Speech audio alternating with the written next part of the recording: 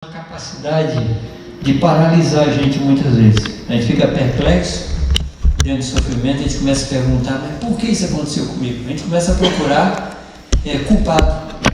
Será que foi eu que pequei? Será que são os pais que pecaram? O que aconteceu? A gente começa a buscar culpa. Eu queria, entre hoje e domingo, lhe dar assim algumas razões pelas quais a gente sofre.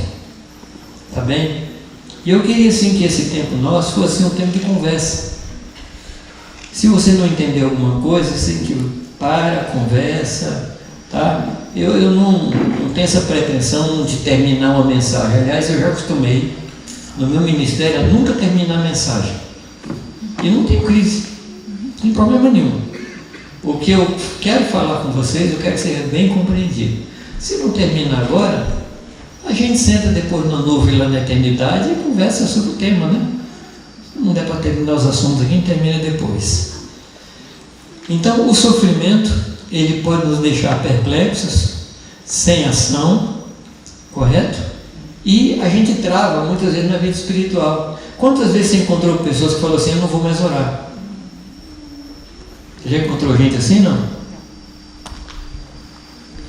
Tem um que diz assim, eu vou dar um tempo, porque não estou compreendendo Deus, não sei por que tanto sofrimento, não sei por que tanta dor, vou dar um tempo. Você já viu gente fazendo isso? Não? Já. Tem gente que falou assim, vou pescar. Lembra não? Vou pescar naquele tempo, no grego, no aramaico, significa hoje, vou dar um tempo. Naquele tempo era vou pescar. E o pior é que quando ele fala vou pescar, ele atrai gente. Porque é muito mais fácil o animado desanimar, o desanimado desanimar o animado do que o animado animar o desanimado. Entendeu? Repete para mim, vai. É muito mais fácil o desanimado desanimar o animado do que o animado animar o desanimado. É uma questão de física. A lei, como é que é? A termodinâmica, não é? Se você pegar um objeto quente, você não precisa fazer nada para ele esfriar. Mas você precisa empregar uma força muito grande para ele se manter quente. Você não precisa fazer nada para um material esfriar. Mas você precisa colocar muito esforço para que esse material continue quente. Correto?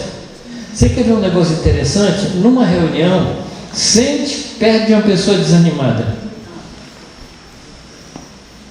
Tudo bem? Sente perto de uma pessoa desanimada. Você sente uma friagem vindo assim do lado, né? Aí você fica até sem jeito de se soltar diante de Deus, porque uma baixa pressão assim do Polo Norte vem sobre você. Muito bem. Hoje, você falou aí, muita de razão. Como é que é? Repete aquela. Eu falei, não é trava-língua, é um fato. É mais fácil o desanimado desanimar o animado do que o animado animar o desanimado. Não precisa repetir, não, é fácil entender. Você entendeu? Está tudo bem. A segunda pergunta que eu faço a vocês hoje é o seguinte: qual é a sua expectativa em relação aos tempos vindouros? Entenderam a pergunta, não? Qual é a sua expectativa com relação aos tempos vindouros? Vocês acham que nós vamos ter mais paz? Nós vamos ter mais problema? Nós vamos ter mais perseguição? Qual é a sua expectativa?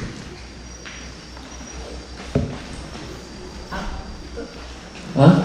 Eu digo assim, querem responder, eles não têm que ter medo. Não tem problema, não pode responder. A realidade é essa aí, nós não vamos ter mais paz. O que a Bíblia fala sobre esses tempos que nós estamos vivendo? Essa é a realidade.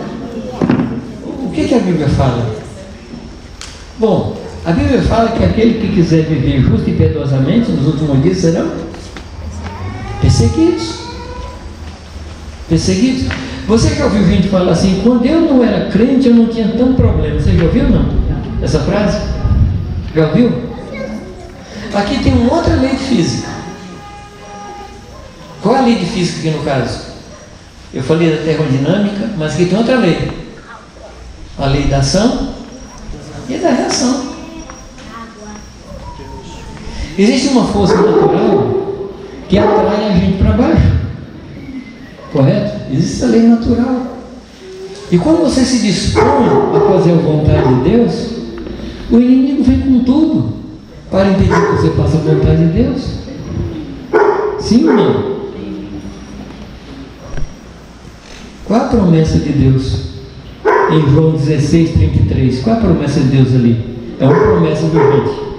João 16:33. O que é que diz na sua Bíblia? Tenho-vos dito isto para que... Para quê? Só isso? A frase é só essa? Esse é o segredo. Para que tenhais paz em mim. Amados, aqui está o segredo da vida cristã. A nossa paz está num lugar chamado Senhor Jesus Cristo. Fora dele não há paz. Tenho dito isso para que em mim tenhais paz. E aí vem a promessa. Qual é a promessa? A gente não considera isso promessa, né? Mas é promessa. No mundo tereis aflições. E como é que a gente se comporta como se não soubesse disso? Como se a gente estivesse sendo surpreendido. Não é isso que Pedro fala, irmãos, não estranheis o fogo ardente que está no vosso meio, como se estivesse prestes a consumir. Então Pedro está dizendo assim, não estranhe, não se surpreenda.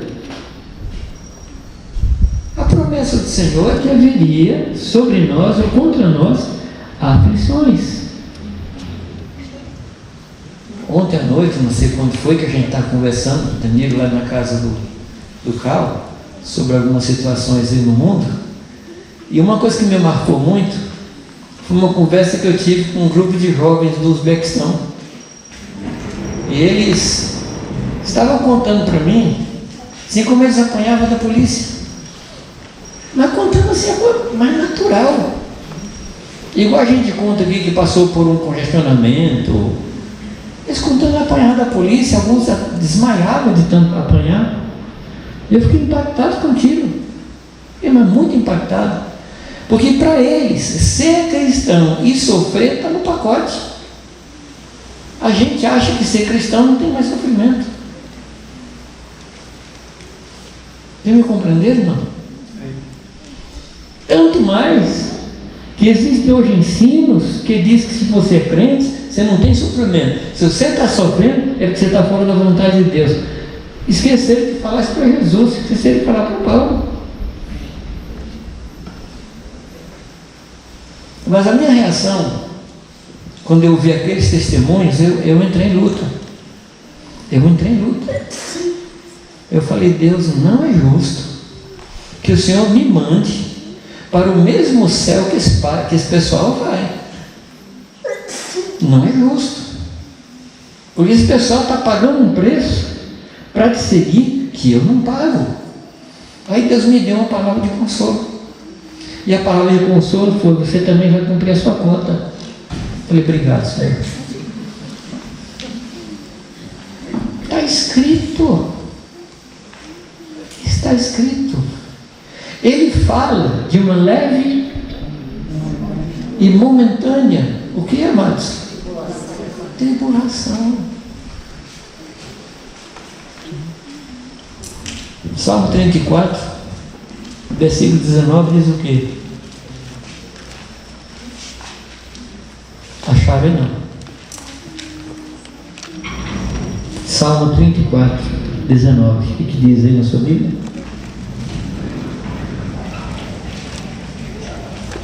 Acharam? Muitas são o quê? Vamos falar, gente? Muitas. Fala assim com a boca bem cheia, fala de muitas. Assim. Muitas são as aflições do Você é justo? Você é justo?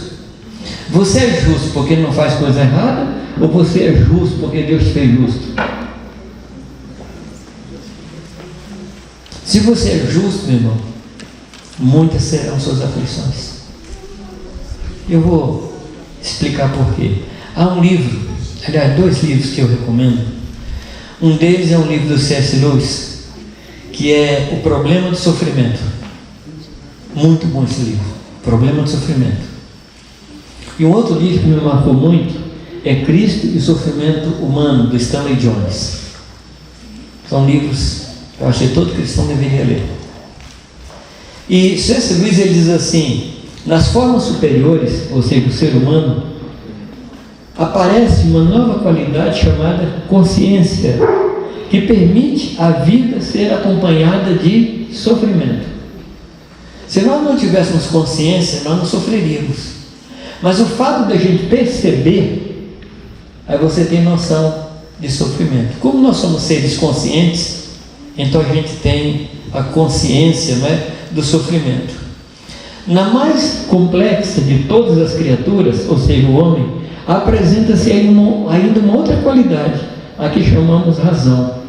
É a razão que faz a gente perguntar: por que eu estou sofrendo? E aí não vem resposta, a gente entra em angústia. A gente entra numa fase de angústia, porque não tem resposta ao sofrimento. E essa razão que está em nós, ela permite antever o sofrimento. Por exemplo, quando você vai fazer uma cirurgia, você já começa a pensar na anestesia, você já começa a pensar na agulha, você começa a pensar no bisturi, você começa a pensar em tudo quanto é coisa que vai produzir sofrimento, e você pensa muito menos no benefício daquela cirurgia. Você pensa mais nas dores do que no resultado. Sim ou não? Isso é razão que faz isso com a gente, faz a gente pensar no pior. E uma outra coisa é que é a consciência da morte. Invariavelmente, quando eu falo sobre morte em diversos ambientes de igreja, as pessoas falam: Jamil, vira a boca para lá, por favor. Você está agorando, o que é isso? Deus do céu, a coisa mais certa da vida é a morte. E o meu sogro dizia que para morrer, e ele provou. Ele confirmou que é o dia dele. A morte é mais de alguma coisa que nós precisamos pensar nela. Quando eu saio de casa para viajar, eu oro com minha família, oro com minha esposa, oro com meu filho. Para filho, cuide da sua mãe, assim, assim, assim. Porque eu posso morrer do coração, eu posso morrer de queda de avião, eu posso morrer de muita forma. Então a morte está sempre presente. Então tem 2 formas de você encarar a morte.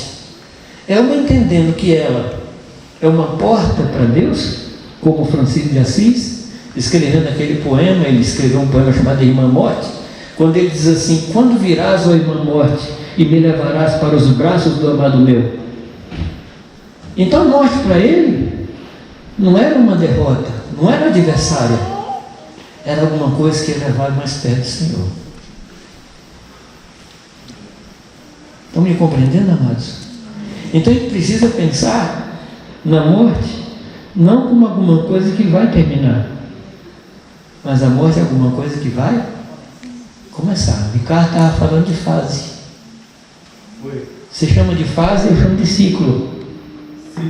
Ciclo. A vida da gente é toda cheia de ciclos, mas essa é uma outra palavra.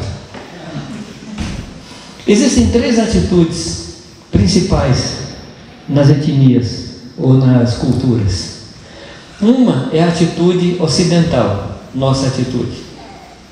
O ocidental, o homem desse lado do mundo, não suporta sofrimento. A gente quer evitar o sofrimento a todo custo. Pessoas que evitam o próprio sofrimento, são pais que lutam para que o filho não sofra. E eu já vi pai falar assim: não, eu sofri muito e não vou permitir que o meu filho sofra o que eu sofri. Ah, meu Deus do céu, não foi o sofrimento que forjou o seu caráter? Não foi o sofrimento que ele deu Aí eu vou falar com boca bem cheia. Resiliência. O que é resiliência? Resiliência é a capacidade de você voltar ao estado original. Você passa pela pressão e quando a pressão termina, você está intacto. Então é alguma coisa que eu busco muito para mim, resiliência. Uma característica da borracha é a resiliência. Você aperta uma borracha, ela diminui o tamanho, quando você solta, ela volta àquele tamanho. Isso se chama resiliência. Você pode buscar resiliência em várias áreas, na psicologia, na física, na mecânica. Você vai procurar e se desbaixar. E na vida cristã, resiliência é extremamente importante. É depois de você sofrer tudo, você ficar de pé diante do Senhor. Isso é resiliência. Amém? E a palavra diz, amado, que Deus quer nos encontrar de pé na presença dEle. E o Abinélio, tempos atrás, pregando, e falou: eu quero morrer de pé. Eu quero morrer pregando a palavra. Eu quero morrer servindo a Deus. Não quero morrer na cama. E eu digo para os irmãos que estatisticamente não há lugar mais perigoso que a cama. É o lugar onde mais morre gente. Não é? Então, se você não quer cumprir estatística, fique longe da cama, porque é um lugar terrível. Não fica lá muito não, porque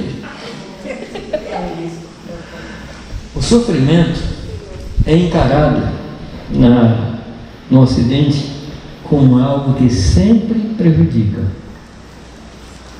O filho vai sair de casa, não pode andar 2 quadras no sol, que vai queimar, vai derreter.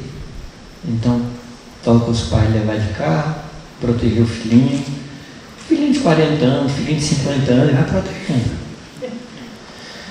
O sofrimento, amado, sofrimento molda o nosso caráter.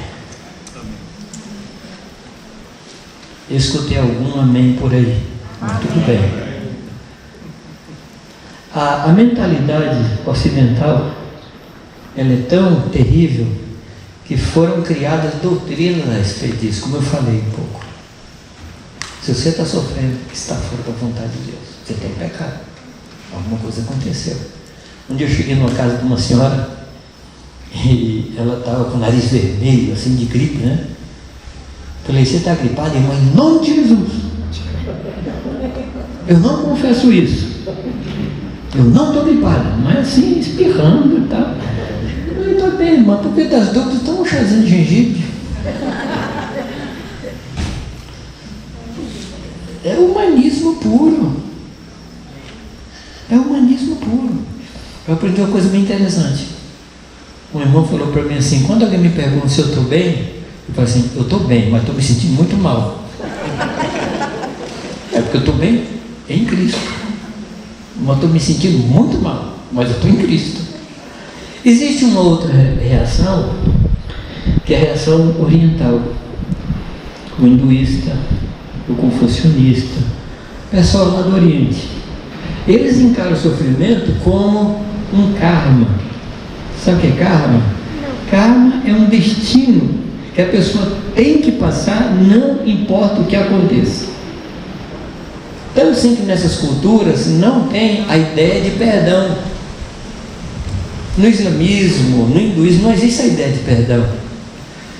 Porque o perdão nos livra do inferno e do nosso pecado. Mas nessa religião não, você tem que passar. Daí vem a doutrina da reencarnação. Então a pessoa enfrenta o sofrimento assim como alguma coisa que é isso mesmo.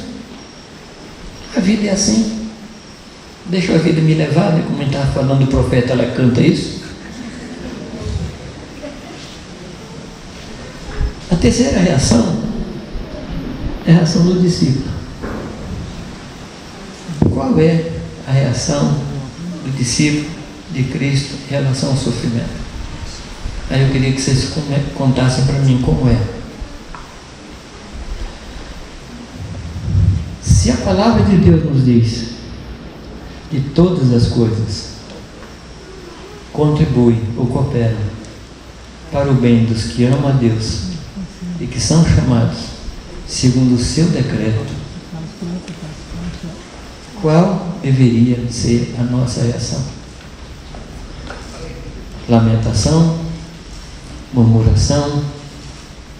Aliás, eu descobri um lugar, já falei isso outra vez aqui, eu descobri um lugar que é um lugar que parece, quando a gente chega nesse lugar, baixa o demônio da murmuração.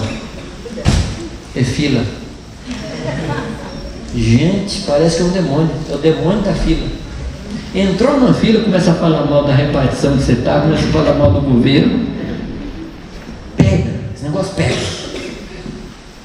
E eu entendi o seguinte: entrou numa fila, prega para a pessoa que está na sua frente, prega para a pessoa que está atrás, aproveita o tempo. E se a fila demorar, você tem chance de fazer um discípulo e batizar. Mas não reclame. Se eu entendo que todas as coisas cooperam para o bem dos que amam a Deus, eu vou compreender que não existe coisa ruim, porque todas as coisas se tornam bem para mim. Estou certo ou estou errado? Eu vou classificar as coisas em coisas agradáveis e coisas desagradáveis, mas não coisa boa ou ruim. Porque se o Senhor vai pegar isso e vai transformar em bem para mim, isso é bom. Agora, não estou dizendo que é agradável. Por exemplo, não sei se já tomou a injeção de bezetacil. Ou negócio ruim, mas é muito bom. Nós estávamos comentando, né, que na casa dos meus pais, todo ano, mês de julho, era o mês de tomar óleo de rícino e óleo de figo de bacalhau. Meu Jesus! A gente queria descobrir quem foi que inventou isso, mas é um santo remédio. Eu não voltava para a escola assim, sem nenhum verme, está limpo. Então, para nós que somos cristãos, nós compreendemos que todas as coisas cooperam para o nosso bem, se amamos a Deus, se somos chamados segundo o seu propósito. Então, o que é que eu tenho que pensar? O que é que eu tenho que entender? Eu tenho que entender se eu amo a Deus. Eu tenho que entender se eu sou chamado por Deus. Essa deve ser a coisa que me faz pensar. Eu sou chamado pelo Senhor, eu amo a Deus, então todas as coisas cooperam para o meu bem. Mas eu preciso fazer uma ressalva. Quando a gente pensa nesse texto, a gente tem uma cabeça materialista e uma cabeça muito aqui no chão. O que é que a gente pensa? Eu bati o meu Fusca no poste. Bom, se todas as coisas cooperam para o bem dos que amam a Deus, eu vou ganhar um fuzil. Eu pedi um emprego de R$1.000. Se todas as coisas cooperam para o bem dos que amam a Deus, eu vou ganhar um emprego de gerente, ganhando 10 mil. Se eu pedir aquela casa de um cômodo, se todas as coisas cooperam para o bem dos que amam a Deus, eu vou ganhar um palacete. Mas no decorrer do tempo eu descobri que Deus não trabalha como corretor, que Deus não vende carro e Deus não constrói casa. De que bem o Senhor está falando? De que bem o Senhor está falando? Vamos, gente, me ajuda aí. Sermos parecidos com Cristo. Esse é o bem que Deus está falando. Amém, amados? Amém. Esse é o bem e não existe nada melhor que isso. Sermos parecidos com o Senhor Jesus Cristo. Então Ele vai pegar todas as coisas, fazer tudo trabalhar para que nós sejamos parecidos com o Senhor Jesus. Agora Ele pergunta: isso vale a pena? Você tem que casar isso. Você tem que pôr na balança. Você tem que pensar, raciocinar. Vale a pena ser parecido com o Senhor Jesus? Vale a pena, quando da volta dele, eu ver o Senhor como Ele é e eu ser parecido com Ele? Qual é a sua esperança? O que é que você está buscando? O desejo de Deus é que nós sejamos parecidos com Ele. Então, o que precisar queimar, Ele vai queimar. O que precisar tirar de nós, Ele vai tirar. Então, Deus não está interessado em trocar meu carro, mas Deus não está interessado em me dar um emprego melhor. Deus não está interessado em trocar minha casa. O negócio de Deus é a formação do meu caráter. e me fazer parecido com Ele. Esse é o negócio de Deus. Se eu puder dizer que Deus tem um ramo de trabalho, eu diria que o ramo que Deus trabalha é o ramo de transformação de gente. O restante tem que trabalhar em favor disso. Se eu compreender isso, eu vou compreender o que Paulo quer falar, que todas as coisas cooperam para o bem dos que amam a Deus e que são chamados segundo o seu propósito. Aí eu vou compreender. E aí eu pergunto a vocês, onde é que vai parar a lamentação? Não haverá mais. Onde é que vai parar a murmuração? Não haverá mais. Mas eu preciso fazer uma outra ressalva aqui. O que é que você compreende como murmuração? O que é que você compreende como murmuração? Deixa eu resumir aqui no atalho. Murmuração é falar a verdade com o coração ruim. Murmuração não é mentira. Nossa, que frio terrível, não, misericórdia. Deus, que calor terrível, né? Quem aguenta isso? Misericórdia. Quando eu morava em Jundiaí, a pessoa reclamava do calor, falava assim, espere em dezembro, quando começar a sair a uva, e você vai reclamar, porque o que fez a uva ficar docinha foi o calor. O que fez a uva não ter nenhum verme foi o frio. Então, na hora do frio, pensa assim, Deus está preparando minha uva. Na hora do calor, você fala assim, Deus está fazendo minha uva ficar doce. Ou será que a gente acha que Deus perdeu o controle? Eu gosto de pensar que Deus está tecendo a nossa vida. Nossa vida é um grande tapete. É uma obra de tessitura, né? Que se chama. O problema é que a gente está olhando o tapete de baixo para cima, não está entendendo nada. Deixa Deus lhe mostrar o tapete de cima para baixo. E o que você vai ver é o caráter de Jesus Cristo. Se isso não lhe alegrar, amado, eu não sei mais o que lhe alegra. Se isso não lhe der confiança, eu não sei mais o que pode lhe dar confiança. Qual é a reação do discípulo? Confia no Senhor. De quanto?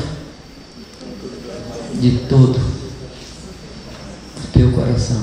E não te estribes no teu conhecimento. O que é estribar? Apoiar. Estriba aquele negócio que tem na sela do cavalo que você pisa ali para subir. Deus está falando assim, não se apoie no que você sabe. Não se apoie na sua razão. Não se apoie nas suas respostas. A gente começa a fazer muita pergunta, a gente começa a achar a resposta longe do Senhor. Reconhece-o em todos os teus caminhos e Ele endireitará as tuas veredas. Amém? Um dia uma pessoa chegou para mim, um rapaz, de vez em quando eu encontro com as pessoas assim, maravilhosas, que me fazem pensar. Eu gosto disso. Eu chamei, posso fazer uma pergunta? Já é uma pergunta, né? Falei, a segunda, né? Essa foi a primeira, mas a segunda agora. Ele falou, quantas vezes Deus livrou você? Assim, de morte, de acidente, rapaz, não sei. Que tem umas que eu percebi e outras que eu não percebi.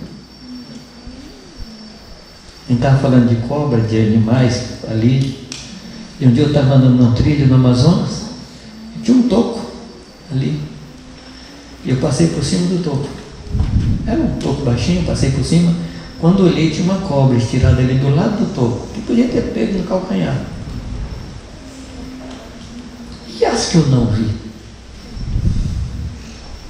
Eu estava no Rio Madeira, tirando um limão do pé, e uma senhora gritou para mim, sai daí. E eu, sabe aquele negócio de, o quê? Sai daí. Quando eu olhei, tinha uma cobra assim, que me picou o nariz. E as que eu não vi?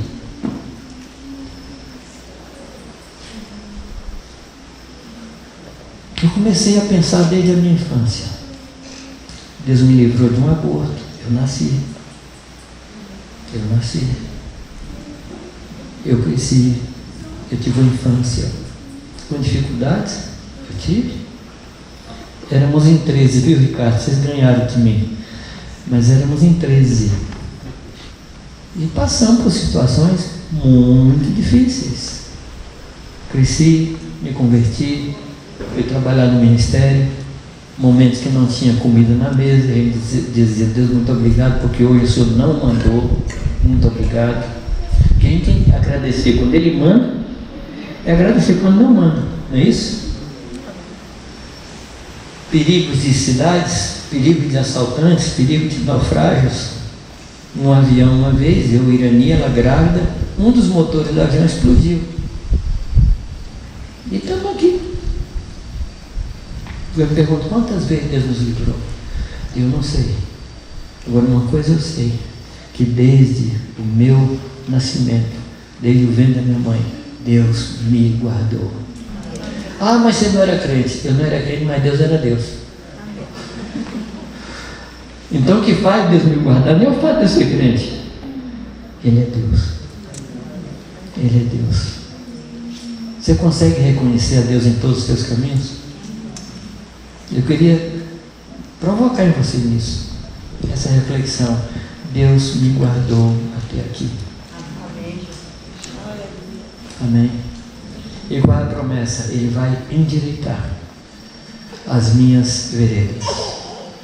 Paulo disse assim, que ora expostos como em espetáculo, tanto de opróbrio quanto de tribulações, ora, tornando-vos co-participantes com aqueles que deste modo foram tratados, porque não somente compadeceis dos encarcerados, como também aceitastes com alegria o espólio dos vossos bens. O que é espólio? É quando alguém toma as suas coisas e ele diz que vocês aceitaram com se tem uma coisa que a gente não gosta é que as pessoas tomem as coisas da gente, né? Mas ele está dizendo aqui, é mais que quando a gente passar por isso, a gente tem que se alegrar. Você tem que se alegrar quando fizerem alguma injustiça contra você. Essa é a mensagem. Quem gosta de passar injustiça? Pois é. O Senhor fala que a gente tem que se alegrar na justiça.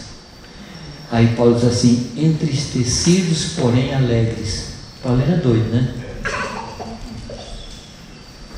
Entristecido na alma, mas alegre no espírito.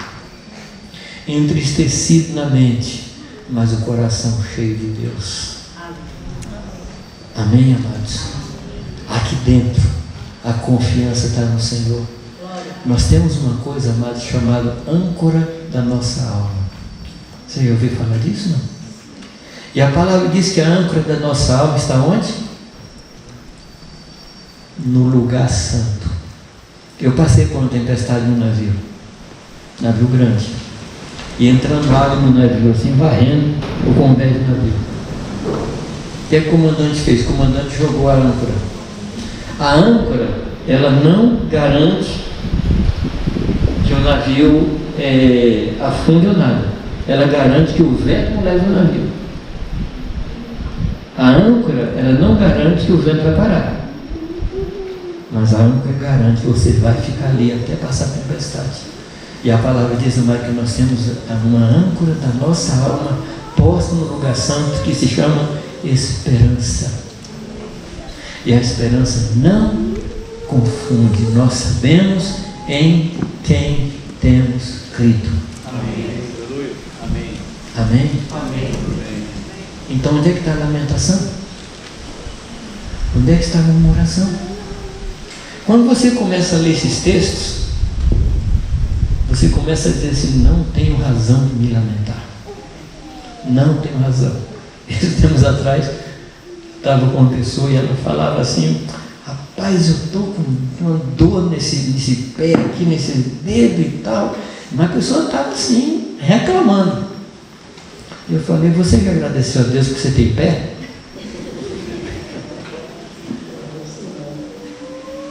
Está doendo o dedo? Porque você tem pé. Graças a Deus. Eu não estou falando aqui de compensação, não. Mas a gente reclama mais do que adora. A gente lamenta mais do que louva. E a lamentação, a murmuração, não é a linguagem do reino de Deus. A linguagem do reino de Deus é a adoração, é a gratidão, é o louvor, é você reconhecer Deus em todos os seus caminhos. Essa é a atitude do reino de Deus. 1 Pedro 2,19 diz assim: porque isto é grato, que alguém suporte tristezas, sofrendo injustamente. Eu vou ler de novo, que talvez a gente não tenha entendido. Porque isso é grato. É grato a quem? É grato a Deus. Que alguém suporte o quê? Injustiças, por motivo de sua consciência para com Deus. Você está sendo perseguido por causa do nome de Jesus Cristo? Alegre-se, você vai estar em muito boa companhia. Amém. Basta ler Hebreus capítulo 11. Pois, que glória há, se pecando, sendo esbofeteados, por isso suportais com paciência?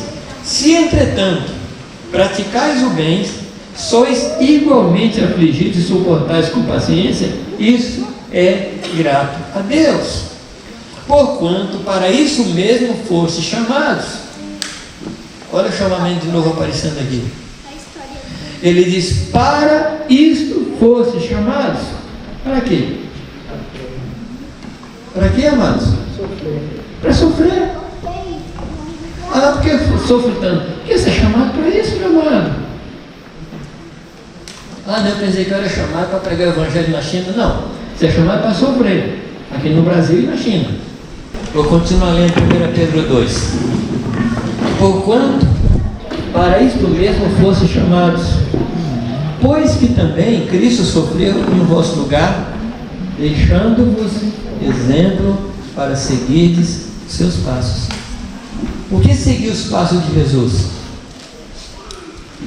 É reagir como ele reagiu, porque o texto aqui fala que ameaçado não ameaçava, injuriado não injuriava, mas se entregava ao reto juiz. Aí ele fala: vós maridos sejam semelhantes a Cristo. Depois no versículo 7, capítulo 3, ele diz: vocês mulheres igualmente reajam assim. Eu não sei se Pedro tinha visto alguma coisa lá, que o marido brigava com a mulher brigava com o marido e tinha uma reação ruim. Ele fala: foi assim que Cristo reagiu. Então o marido reage desse jeito, a mulher reage desse mesmo jeito. Ele traz esse tipo de reação e de ensino para a vida dentro da casa. Vamos ler outros textos. Em Filipenses capítulo 1, eu gosto muito desse texto. Paulo diz que de maneira que minhas cadeias em Cristo, Filipenses 1, versículo 13 em diante, diz: minhas cadeias em Cristo se tornaram conhecidas de toda a guarda pretoriana. Está escrito na sua Bíblia isso? Não? O que é a guarda pretoriana? É a guarda presidencial, no caso lá a guarda imperial. E por que Paulo tinha guardas especiais? Porque ele tinha apelado a César, ele agora era prisioneiro de César. Então quem cuidava dele eram guardas da guarda imperial. Então o que Paulo está dizendo? Que as minhas cadeias ficaram conhecidas de toda a guarda pretoriana. Eu não sei se vocês sabem que o evangelho chegou na Grã-Bretanha no ano 53 de Cristo, 20 e poucos anos depois de Cristo morrer. E você sabe quem levou o evangelho lá? Esses guardas. Enquanto ele estava na cadeia, ele não se sentia preso. Ele mesmo fala isso: eu estou algemado, mas a palavra não. Deus só mudou ele de escritório. Ele agora tinha um escritório. Deus mandava lá os guardas para ele evangelizar. Aí trocava de turno, vinha gente que não tinha ouvido ainda, ele pregava para aqueles, vinha outros que não tinham ouvido, e ele foi pregando o evangelho para toda a guarda pretoriana. E uma informação, não sei se vocês têm, mas foi esse pessoal que primeiro usou o bigode. E o bigode era o sinal do cristão entre a guarda pretoriana. Não é interessante? Então Paulo, ao invés de se lamentar, ele tomou aquilo ali como um local onde ele podia ministrar o Evangelho. Mas não foi isso que o Senhor falou para ele lá atrás, quando ele estava sendo preso em Jerusalém, que importava que ele fosse testemunhar em Roma? Não foi isso que José falou aos seus irmãos, quando os irmãos ficaram penalizados e condoídos e arrependidos de haver feito aquilo com José? E o que José falou para eles? Gente, não se preocupem. Ele falou assim: Deus me mandou antes. Ele resumiu toda a história, compreendendo que Deus estava com ele. Deus não mandou antes, é só questão de tempo. Eu vim antes, vocês vieram depois, mas foi Deus que fez. É verdade que os caminhos pelos quais Deus me fez passar não são caminhos assim normais, né? É prisão, é poço, é jogado na cadeia. Mas foi o caminho. Quer dizer, ele tirou o foco do sofrimento e colocou o foco no propósito. Amém? Amém. Quando aqueles homens vão ver a terra prometida, vocês se lembram? Qual o relatório que eles dão? Os 12. Eles deram o mesmo relatório. Sim ou não? Tem gigante na terra? Tem. Não dá para negar que tem gigante. Não é aquela história, eu estou gripado, mas não pode dizer que estou gripado. Tem gigante. Mas eles, 2, puseram foco na promessa e não no gigante. O problema nosso é que a gente olha para o gigante, esquece da promessa. Tem gigante, sim, tem um detalhe. É um detalhe. Mas a terra é nossa. E Deus vai nos dar terra. Amém, irmão? Amém. Sabe qual é o problema? Ou vou sair com a solução? Eu não estou aqui tentando fazer não sei que nome dá, assim, um pensamento positivo. Não pode ser nenhuma. A gente não pode negar o fato. Mas tem um fato maior. Aquele que está em nós é maior que aquele que está no mundo. Amém. Tem aflição? Claro que tem. Aí Paulo, quando ele fala isso, ele diz que os irmãos, vendo as minhas algemas, se tornaram mais ousados para pregar o Evangelho. Você entende isso, não? Desculpa, eu vou ter que fazer outra pergunta. Quando a pessoa vê você sofrendo, ela se anima mais com o Evangelho ou desanima? Sincero e honesto. Está só nós aqui, está só sendo gravado, isso depois vai para fora, mas só nós. A sua reação anima as pessoas ou desanima as pessoas? Gente, a quantidade de filhos de crentes que não quer nada com o Evangelho é muito grande. Por quê? Porque os pais reclamam dentro de casa. Eles dizem assim: ser crente é brincadeira, misericórdia. Você é pastor então? Meu Deus! Aí bate na mesa, bate na madeira, porque meus filhos não vão ser pastor não, misericórdia. No caso dele, Paulo, os irmãos olhando a reação dele ao sofrimento, porque Paulo tinha essa visão clara da vida de Deus nele, do projeto de Deus nele, e ele sabia que ele estava preso por causa do Senhor, e graças a Deus Paulo foi preso. Dali ele nos escreveu a carta aos Filipenses, dali ele nos escreveu aos Colossenses, dali ele nos escreveu a carta aos Efésios. Deus só pôs ele no escritório com grade, sem telefone celular. Foi só isso. E quem ganhou com isso, amados? A igreja ganhou.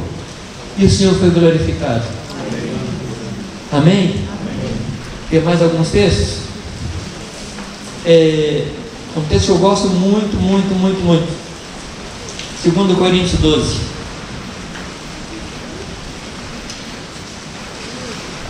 Pelo que sinto prazer em quê? Nas fraquezas, nas injúrias, nas necessidades, nas perseguições, nas angústias. Parece que nós estamos falando aqui de um marciano, né? caras não é desse vida não. Paulo era coisa especial. Era, mas ou ele era um discípulo?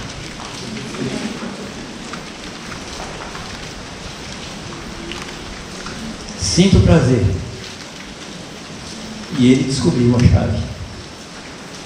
Sinto prazer por amor de Cristo, porque quando sou fraco, então é que sou forte. Eu de boa vontade, versículo 15, me gastarei e me deixarei gastar, ainda que amando mais, seja menos amado. Aqui é o clímax, né? Você gosta de se gastar pelas pessoas? Você tem prazer em se gastar pelas pessoas? E quando a pessoa vem e gasta você?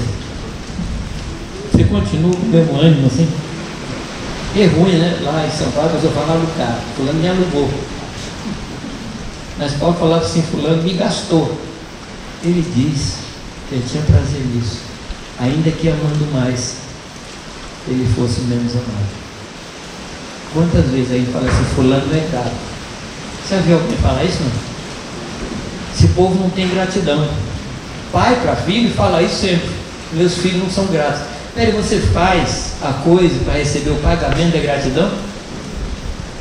Mas essa é uma das armadilhas piores que pode acontecer conosco. Busca de gratidão. É uma armadilha. A gente não faz as coisas para receber pagamento, nem por dinheiro, nem gratidão, nem nada disso. A gente faz as coisas por amor ao Senhor. Tem gratidão? Tem problema. Não tem gratidão? Não tem problema. Eu não faço para receber pagamento, porque o ministério não é fonte de lucro, nem financeiro, nem emocional. Amém? Amém. Desculpa, Marcos, mas é isso que Deus está mandando falar. A minha pilha não acabou, posso continuar, né? 2 Coríntios capítulo 6, versículo 10. É o texto que eu citei para vocês. Entristecidos, mas sempre alegres. Dá para você entender isso? Não. Entristecido, mas sempre alegre. Para a gente entender essa frase, a gente precisa compreender que nós somos seres formados de três partes. Nós temos um espírito, nós somos alma vivente e nós temos um corpo. A nossa alma é a sede das emoções, é a sede dos sentimentos humanos. O nosso espírito é o lugar da comunicação de Deus, é a sede do Espírito Santo. Então, quando você passa por situações, a sua alma pode entristecer-se, mas o seu espírito está alegre, porque o seu espírito compreende a vontade do Senhor. Por isso que Paulo diz: entristecido, mas sempre alegre. Se não for assim, não dá para entender esse negócio. Mas a gente sabe muito bem o que é. A gente já experimentou profunda tristeza e profunda alegria ao mesmo tempo. Vocês já passaram por isso, não? Amém. Esse é o caminho que Deus tem para nós, sabendo que enquanto no corpo estamos ausentes do Senhor, no versículo, capítulo 5, versículo 6. Por isso, não desanimamos. Amém. Amém? Amém. Tem alguém desanimado aqui? Não. Que bom. Não desanimamos. Tem algum momento que você fica desanimado na vida? Assim, só entre nós também. Eu acho que eu, mais ou menos assim, toda segunda-feira. 6 horas da manhã. Dias atrás eu recebi de novo no WhatsApp. De novo é segunda-feira. Que insistência, né? Toda semana vai aparecer. Eu aprendi uma coisa, amados. A tratar o desânimo como Davi tratava a sua alma. Ele dizia assim: eu não almejo coisas grandiosas demais para mim. Pelo contrário, fiz calar e sossegar minha alma dentro de mim. Depois ele fala para a sua alma: aquieta-te, A gente precisa aprender a dar ordem à alma. Me compreende? Um dos problemas, eu entendi isso há anos atrás, que a gente é pego pelo desânimo, porque a gente trata o desânimo como se fosse uma gripezinha. E um bom médico diz que uma gripe, se você tomar todos os medicamentos, ela dura uma semana. Se você não tomar nenhum medicamento, ela dura 7 dias. Ou seja, ela tem um ciclo. E a gente acha que desânimo é igual gripe, que ela passa. Desânimo não passa. O desânimo é como um veneno que vai contaminando e contagiando as áreas da vida. Você primeiro fica desanimado consigo mesmo, depois com as pessoas, depois com a igreja, depois com Deus. É um abismo chamando outro abismo. E há na Escritura um mandamento muito claro. Por exemplo, não mate. Você tem dúvida disso? Você tem dúvida disso? Não mate. Não roube. Você tem dúvida disso? Não. Esse mesmo Deus que falou não mate, não morra, não roube, ele diz assim: tende bom ânimo. A gente trata o não mate com muita clareza, não posso matar. Aí às vezes eu tenho vontade de apertar o pescoço de uma pessoa até quase ela morrer. Mas como tem um mandamento, eu não mato, eu só. Porque está claro, a gente tem um limite. O mesmo Deus que falou não mate, ele diz tende bom ânimo. Então eu tenho tratado o desânimo como um pecado. Me arrependo, peço perdão ao Senhor e expulso da minha vida. O desânimo não é produto de quem está em Deus. O desânimo é uma coisa da alma, que muitas vezes vem da carne, que eu digo corpo. Um cansaço muito grande pode produzir desânimo. Eu estou muito cansado, faz o quê? Vai dormir. Ou você acha que tem corpo de anjo e dando umas voadas assim se recupera? Você lembra de Elias? Lá matando os profetas lá. Quantos profetas ele matou? 400 de Baal e outros 400 misto, né? Assim, nos profetas freelancers. 800. Gente, matar 800 profetas não dá trabalho, né? Eu nunca fiz isso, então não sei o cansaço que dá. Principalmente se ele não quisesse morrer. Matou 800. Um cansaço terrível. Daí uma mulher fala assim: vou te pegar. Ele, ó. Você fala assim: ou a mulher é muito poderosa, ou ele está muito cansado. Ele corre, senta embaixo de um arbusto e fala o quê? Melhor morrer. Meus pais já morreram, o que estou fazendo aqui ainda? Não sobrou um profeta. Mataram todos. Quando a pessoa está desanimada, ela começa a falar bobagem. Concorda ou não? É por isso que o anjo vem e coloca um pão na boca dele. Elias, enche a boca, filho. Depois do meu pão, toma água e dorme. Dormiu, acordou de novo, o anjo chegou de novo. E ele estava descansado e caminhou 40 dias. O cansaço físico é uma fonte de desânimo. Sofrimento prolongado, sem que a gente compreenda o valor do sofrimento, é uma fonte de desânimo.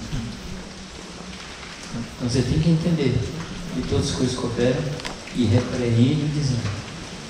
Não deixe o desânimo contaminar outras áreas da sua vida. Estou falando, amados, não é porque eu li, é porque eu passei situações na minha vida em que eu perdi o gosto por ler a palavra, eu perdi o gosto por orar, eu perdi o gosto de ver crente na minha frente. Mas hoje eu não quero ver crente na minha frente. Misericórdia. Ninguém presta, ninguém me ama, todo mundo está buscando o seu próprio interesse. Eu descobri que o problema não era os outros, era eu, está desanimado. Então não trate o desânimo como uma pequena gripe que vai passar sozinha. Não passa. Você sabe disso. Você sabe disso. Por isso, não desanimamos. Pelo contrário, mesmo que o nosso homem exterior se corrompa. Ele está falando de quê? Falando da alma. Está falando da alma. Contudo, o nosso homem interior se renova dia a dia. Aí vem das coisas mais lindas que Paulo escreveu. Porque a nossa mente. E como é que você chama a sua tribulação de leve momentânea? Você fala assim, parece que esse negócio não vai acabar nunca. Misericórdia. Por que ele chama de leve momentânea? Ele aqui está falando, ele está fazendo uma relação. Percebeu, não? Com o que ele compara a tribulação?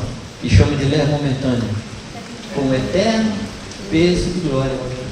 É leve porque há um peso eterno. É momentânea porque tem eternidade.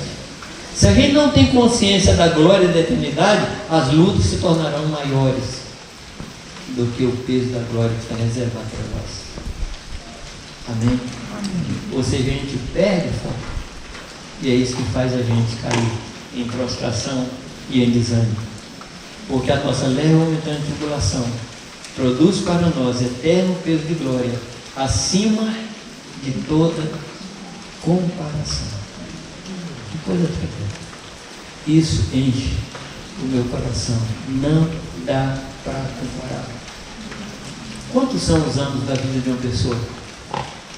Qual é a expectativa de vida no Brasil? Fala aí, pessoal, que entende isso. 70?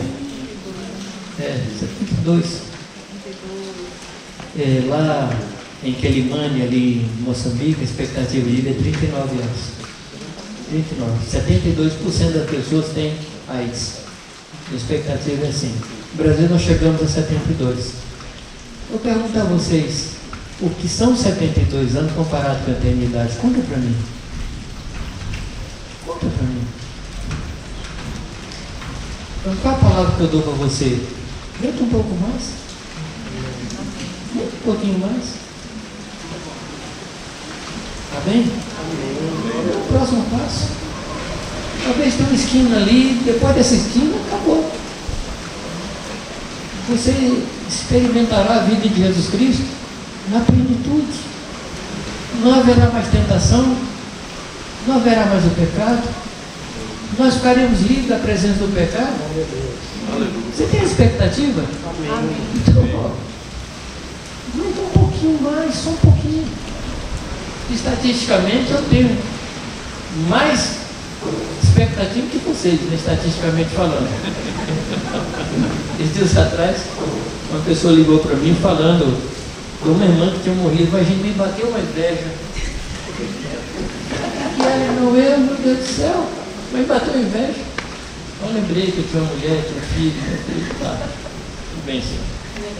Vou aguentar um pouco mais.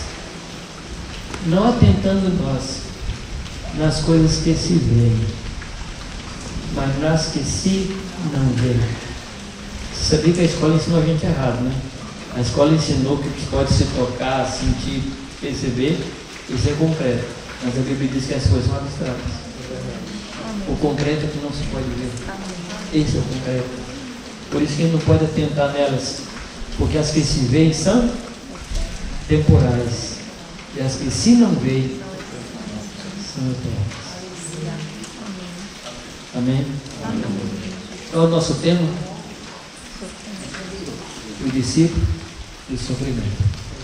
Eu quero amanhã, se Deus permitir, mostrar para você, se Deus permitir que eu chegue no fim aqui, e mostrar 9 causas de sofrimento que eu vi na palavra. Tá bem? E eu espero que você saia daqui nesta noite assim muito animado, muito entusiasmado. Aliás, a palavra entusiasmo, que você sabe o que significa, é cheio de Deus. A palavra entusiasmo é cheio de Deus. Vem de Deus, né? Cheio de Deus. Eu espero que você saia daqui hoje entusiasmado. Amém. Entusiasmado com Deus, entusiasmado com a igreja, entusiasmado com a vida, entusiasmado com as oportunidades. Ah, mas vai vir desânimo? Claro que vem, ele está aí para vir, né? Que Deus nos ajude. Alguma pergunta?